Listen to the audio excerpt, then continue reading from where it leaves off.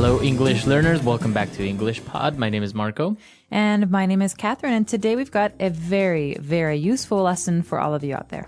That's right. We're bringing you part 2 of the What If series, which is a small series.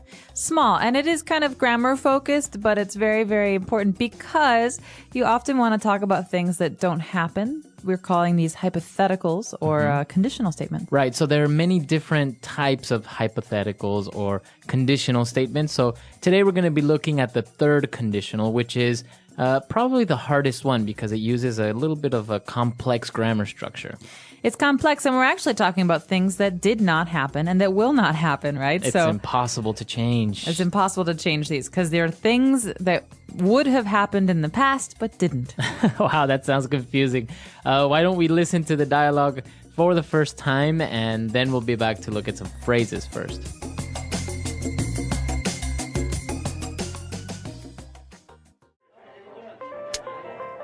This is the good life. We have it good, don't you think? Yeah, of course. Although, don't you ever wonder what could have been? What do you mean? Well, sometimes I think of how things could have turned out if I had done things a little differently. For example?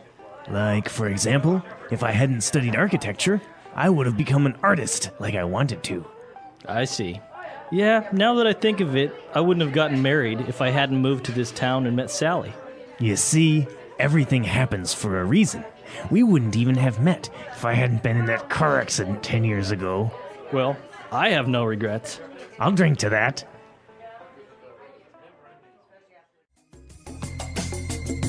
All right, so two guys, talking about life.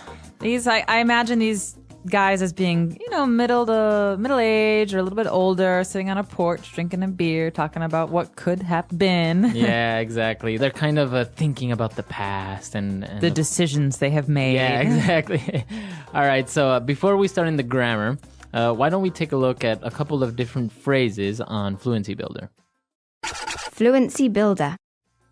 Well, Marco, this first phrase is a phrase you'll hear very often in English. It's a phrase that even has philosophical roots, something we talked a lot about when we were studying Socrates back in school. But this is the good life. The good life. We have the good life, or Right. I have a good life. I have a good life is a very common phrase, but here, the good life is an idiom. So I'm living the good life. Means, I have no complaints about my life. Right, so pretty much you have all your necessities covered. And maybe you have a nice family and you have a good job and you're just happy. So this is the good life. Very good. So you have the good life. Now, moving on to another phrase that's kind of also philosophical, It says, everything happens for a reason. All right. So this phrase is, it's also pretty common. People say this when bad things happen, but they Right. also say this when good things happen. Yeah. So basically, you're just saying that it's destiny. If this bad thing happened to you, there is a reason for it. Maybe you don't see it now, maybe not tomorrow, but maybe later you'll see why. This often happens when people lose their jobs.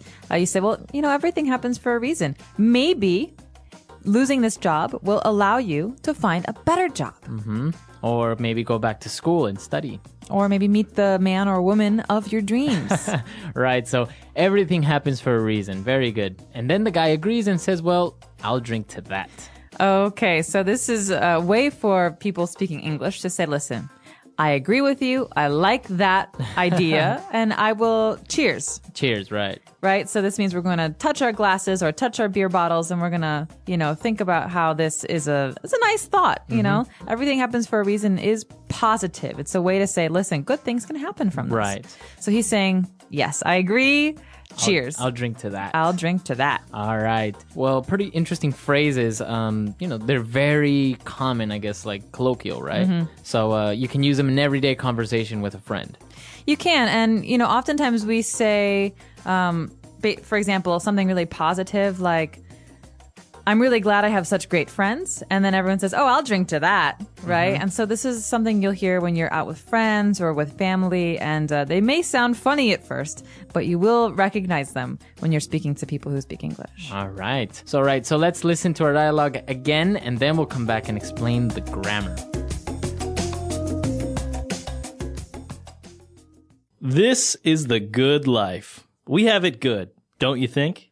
Yeah, of course. Although, don't you ever wonder what could have been? What do you mean? Well, sometimes I think of how things could have turned out if I had done things a little differently. For example? Like, for example, if I hadn't studied architecture, I would have become an artist like I wanted to. I see. Yeah, now that I think of it, I wouldn't have gotten married if I hadn't moved to this town and met Sally. You see, everything happens for a reason. We wouldn't even have met if I hadn't been in that car accident 10 years ago. Well, I have no regrets. I'll drink to that. Beep, beep, beep. All right, so now it's time for grammar breakdown. Grammar breakdown. So in grammar breakdown, we're going to look at the two main parts of these phrases that allow us to talk about things that didn't happen. So we're talking about looking back at our life and seeing what decisions and what actions we made. And in this case, we have a great sentence here. If I hadn't studied architecture, I would have become an artist. All right, so let's look at the first part before the comma. If I hadn't studied architecture. So now we have the conditional if.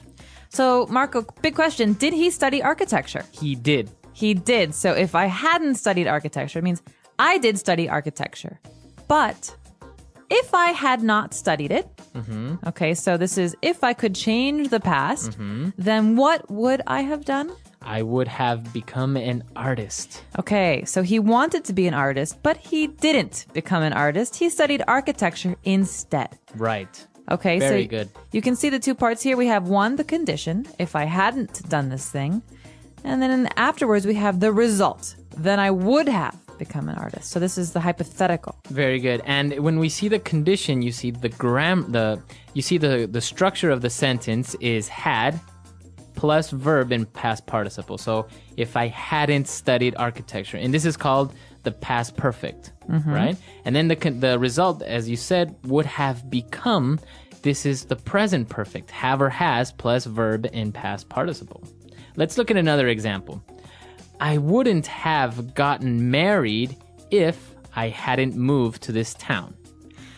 Okay, so we've got the same idea here, but we've got it flipped. We've got these two parts in different places. And so he's pretty much saying, if I hadn't moved to this town, then I wouldn't have gotten married.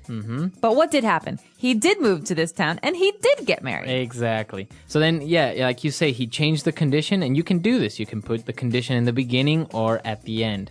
And again, the structure is the same. I would have gotten married, right?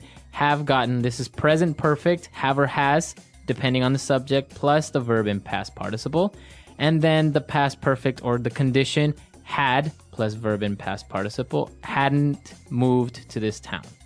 All right? That's a lot of grammar. It's a lot of grammar, but it's very easy once you just start using it. Don't think too much about, okay, what do I do here? Just, if you get the rhythm and you start using it in the same way, then it kind of comes out naturally. And if you make a little mistake, there's not a big deal because even we do it, Exactly. Well, let's try a couple of examples off the top of our heads. First of all, if I hadn't moved to China, I wouldn't have learned Chinese. Very good. So you did move to China and you did learn Chinese. Exactly. So your turn. All right. If my parents hadn't spoken Spanish to me when I was a kid, I wouldn't have become fluent in Spanish. Okay, so your parents did speak Spanish to you, and you did become fluent in Spanish, yes. So not bad. Right. As you can see, you can use it not only to think about things in the past that you can't change anymore, but just also, kind of remember or say, oh, if this hadn't happened, the result. Or if I hadn't opened my big mouth, my best friend wouldn't have gotten so angry at me. Exactly. So I said something stupid, and my friend did get angry, and now I feel bad about it. It happens. All right, very good. So I hope it's clear. It does sound a little bit complicated, but this is what our website is for, right? So if you have questions or doubts or you want to try and plant your own ideas, you can come to the website and do it.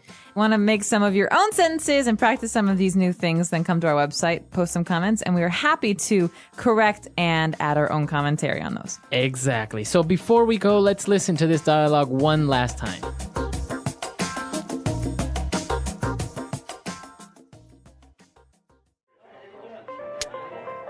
This is the good life. We have it good, don't you think? Yeah, of course. Although, don't you ever wonder what could have been? What do you mean? Well, sometimes I think of how things could have turned out if I had done things a little differently. For example? Like, for example, if I hadn't studied architecture, I would have become an artist like I wanted to. I see. Yeah, now that I think of it, I wouldn't have gotten married if I hadn't moved to this town and met Sally. You see, everything happens for a reason. We wouldn't even have met if I hadn't been in that car accident 10 years ago. Well, I have no regrets. I'll drink to that.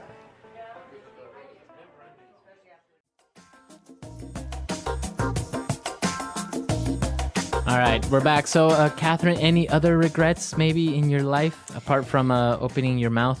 Any other regrets? If my parents had spoken Spanish to me as a kid, I would have learned. But instead, I just learned English, and that's all. Well, your mom is half Swedish, right? Half Swedish, half Czech. So, and she never spoke any of these languages to you? She didn't speak Swedish or Czech. Her parents spoke English as their common language. Oh, really? But she grew up speaking Italian and German. But she didn't speak to me in those languages. And then as an adult, she forgot some of them. And so, because my dad, well, they're both Americans now, but my dad's American. They just spoke English to me. Wow. But now you speak Italian, so do you ever try and talk to your mom in Italian? Sometimes. My grandmother's Italian is much better, so my grandmother's completely fluent, so I speak to her in Italian. Oh, wow. And German as well. She's fluent in German too, and I studied German at school. So see, this is the interesting thing now. So many people are speaking so many languages, and before, if you spoke another foreign language, it was a big deal. Oh, yeah. But now it's like a requirement. You have to at least dominate your own native language and a foreign language, right? So if your native language is English, you at least have to speak Spanish or Chinese or some other language. Definitely true. And I think there are a lot of people, a lot of our users that speak maybe 2 or 3 languages, and English is just one more. So, more power to them. This is a really great skill to have, and I think it's really important to keep on going with it, even though it's frustrating sometimes. Right. And actually, once you've once you mastered 2 or 3 different languages, then the 4th and 5th just becomes easier.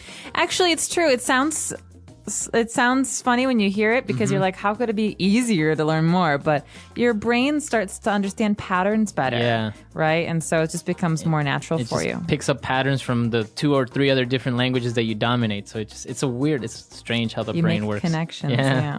All right, guys. So that's all for today. Be sure to visit our website, EnglishPod.com. As we said, any questions or comments, or you want us to correct your grammar of this lesson, you can visit us there, and we'll see you guys next time. All right. Bye, everyone. Bye.